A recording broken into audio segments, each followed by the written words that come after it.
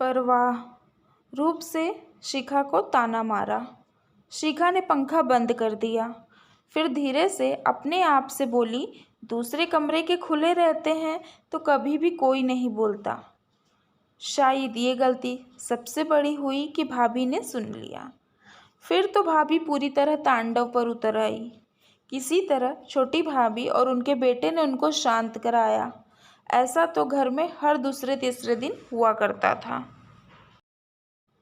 कभी छोटी भाभी, कभी बड़ी भाभी, सबके गुस्से का शिकार शिखा होती थी। अब तो शिखा को इन सब को सहने की आदत पड़ गई थी। ससुराल में पति के लिए बोझ बन गई थी।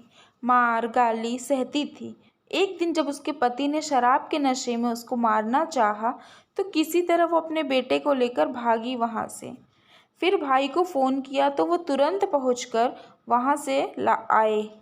कुछ दिन के लिए वह भी खुश हो गई थी। अब उसके सारे कष्ट दूर हो गए, लेकिन धीरे धीरे मायके में भी बोझ बनने लगती हैं। एक दिन भैया ने शिखा से कहा, तू नौकरी कर ले। भैया की बात सुनकर शिखा थोड़ी देर के लिए परेशान हो गई, लेकिन फिर उसके दिल से आवाज़ आई कि भैया ठीक कह रहे हैं। उसके बाहर निकलने से कुछ देर के लिए घर का बोझ हल्का हो जाएगा। उसने भैया की बात मान ली और नौकरी की तलाश शुरू कर दी।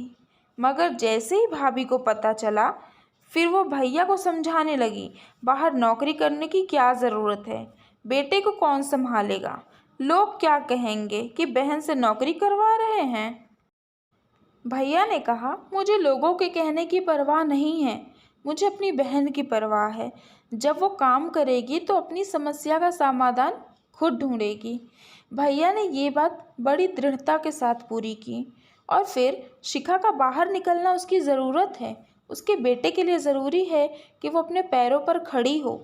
फिर भैया भाभी की तरफ मुखातिब होकर बोले, ज्योति तुम एक बात सुन लो, मैं शिखा को यहाँ एक नरक से निकाल कर दूसरे नरक में डालने के लिए उसकी ससुराल से वापस नहीं लाया हूँ, बल्कि एक अच्छा जीवन देने के लिए उसको आत्मनिर्भर बनाने के लिए लाया हूँ।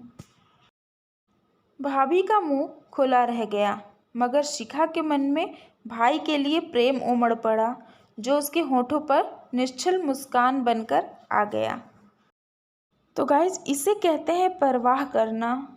Thanks for watching.